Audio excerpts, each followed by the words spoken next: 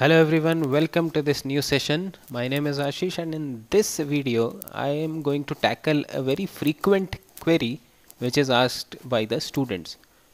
तो query ये है कि कुछ टाइम प्रिपरेशन करने के बाद मोटिवेशन चला जाता है. ये एक स्टूडेंट ने क्वेरी पूछी थी and it has been frequently asked to me by a lot of students in the past. तो कोई भी एंट्रेंस एग्जाम की आप प्रिपरेशन स्टार्ट करते हैं, take CAT for that matter, तो शुरू में 4-5 दिन बड़ा जोश रहता है. उसके बाद धीरे धीरे जोश ढीला पड़ जाता है और फिर मोटिवेशन की ज़रूरत पड़ती है. Then they go for motivational speakers, motivational videos, TED talks और पता नहीं क्या क्या. तो इसी क्वेश्चन को मैं आज टैकल करने वाला हूँ. तो it will be relevant to all the students who are preparing for competitive exam, whether it is CAT और स्नैप और MBA और IAS और वट. तो क्या आपको मोटिवेशन की एक्चुअल में ज़रूरत है? You will get the answer to this question by the end of this video. So let's get started. So I'm taking the example of CAT. मैं मान के चल रहा हूँ कि आप most of you are CAT aspirants, either CAT 2020 और CAT 2021. तो प्रॉब्लम दोबारा से एक्सप्लेन कर देता हूँ कि मोटिवेशन जो है प्रिपेयर करने का वो अब कम होता जा रहा है. So what to do in that case? Do you need motivation और do you need something else?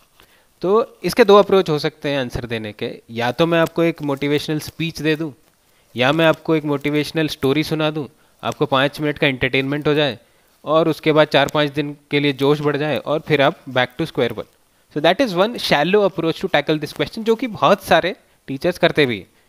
उनके पास यही आंसर होता है इन चीज़ों का कि don't give up and you can do it, और जीत तुम्हारी होगी, बस तुम लगे रहो. और क्यों लगे रहो दे डोंट नो, बट हर एक क्वेश्चन के लिए उनके पास एक स्टैंडर्ड आंसर है.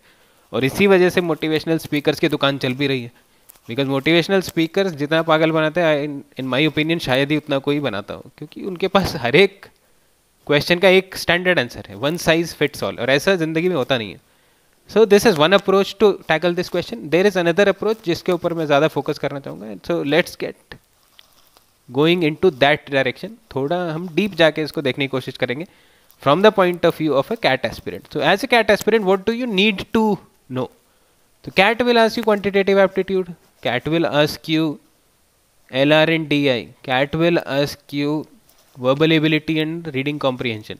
And I'm assuming कि आप एक B स्कूल में जाने के लिए प्रिपरेशन कर रहे हैं, not only just to crack the written exam. तो रिटन एग्जाम क्रैक करना एक स्टेप है.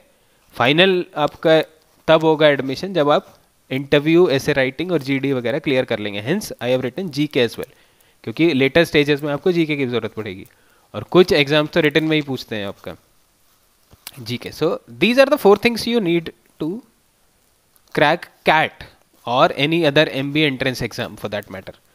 अब इसके लिए आपको मोटिवेशन की कहाँ ज़रूरत पड़ी, मुझे आज तक समझ नहीं है. What you need actually is a command on mathematics. अगर आपका 10th तक का मैथमेटिक्स अच्छा नहीं है, then you would be facing a lot of problems whether you are motivated और not. What you need is sound analytical skills to crack the LRDI section, and what you need is a command on the language. English language की मैं बात कर रहा हूँ. वो अगर आपके पास नहीं है then आपका नहीं हो पाएगा exam. And what you need is whatever is going around in the world.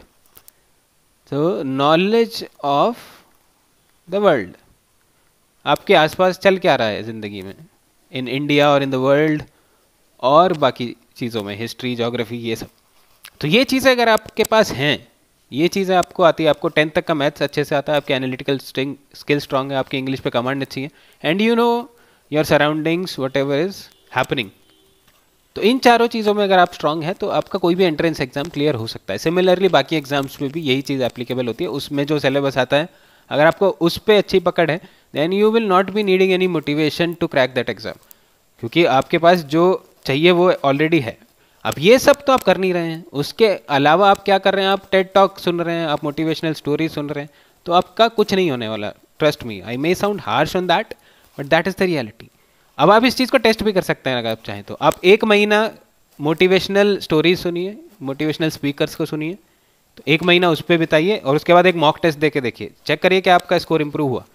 और सिमिलरली नेक्स्ट मंथ आप इन चारों चीज़ों पे काम करिए, उसके बाद एक मॉक टेस्ट देके देखिए and then check whether your score has been improved और नॉट, तब आपको पता लग जाए कौन सी चीज़ करने लायक है. So what I would suggest that focus on these 4 aspects rather than building motivation for your exam.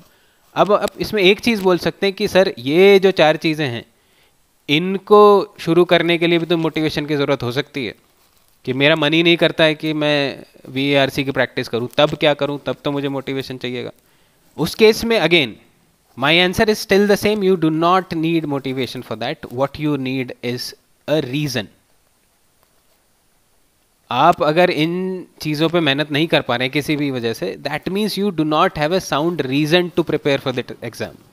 तो ऐसा हो सकता है कि आपके किसी रिश्तेदार ने आपको बोल दिया हो कि भैया कैट की तैयारी कर लो, बहुत बढ़िया है, या आपका कोई दोस्त कैट की प्रिपरेशन कर रहा हो तो आप भी उससे इन्फ्लुएंस होकर लग गए हो, या आपने किसी MBA करे हुए इंसान की प्रोफाइल देखी हो, आपको भी बड़ा अच्छा लगा हो कि अरे वाह ये तो इतनी अच्छी सैलरी है, इसकी इतनी अच्छा लाइफस्टाइल है, तो मैं भी कर लेता हूँ.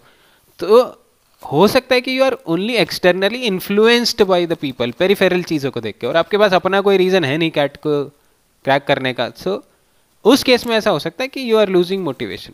तो अगेन उसमें भी आपको motivational stories will not help, उसमें भी आपके पास एक रीज़न होना चाहिए. तो the more stronger your reason is, उतना ही आपके लिए बेटर होगा इन चीज़ों पे टाइम डिवोट कर पाना. तो if you are lacking motivation, look out for a reason, why are you preparing for CAT at all. और अगर आपको रीज़न नहीं मिल रहा है, that means this is not the thing for you. Simple सी बात यही है. अगर आपके पास कोई रीज़न नहीं है इन चारों चीज़ों को करने का और आप डीमोटिवेट होते जा रहे हैं, दैट मीन्स ये चीज़ आपके लिए नहीं बनी है. तो कुछ और देखिए आप जिसके आपके पास रीज़न हो. तो find out a sound reason for that. अगर आपके पास एक रीज़न होगा तो आप बाई डिफ़ॉल्ट इन चारों चीज़ों पे मेहनत करेंगे and by default your exam would be good. तो आई होप आपका मोटिवेशन वाली स्टोरी थोड़ी क्लियर हुई होगी कि आपको एक्चुअल में किस चीज़ की ज़रूरत है. अगर आपको बुखार हुआ है और आप दवाई ले रहे हैं cough syrup, then it will not going to help. Similarly अगर आपको प्रॉब्लम आ रही है इन 4 टॉपिक्स में और आप जाके मोटिवेशनल स्पीकर को सुनने लग गए, अगेन आपका एग्ज़ाम अच्छा नहीं होने वाला है. सो जो लोग यहाँ पे मोटिवेशन की तलाश में आए थे उनको थोड़ा डिसअपॉइंटमेंट हुआ होगा, उनको लगा होगा कि मैं कोई यहाँ पे अच्छा सा स्पीच देने वाला हूँ, but that is not the case with me. I wanted to give you genuine advice. और अगर आपको अच्छा लगा, you can like this video and share with other aspirants as well. And I hope you will find a suitable reason for your exam. So thanks a lot for listening to me. We'll meet with something new soon. Till then, keep learning.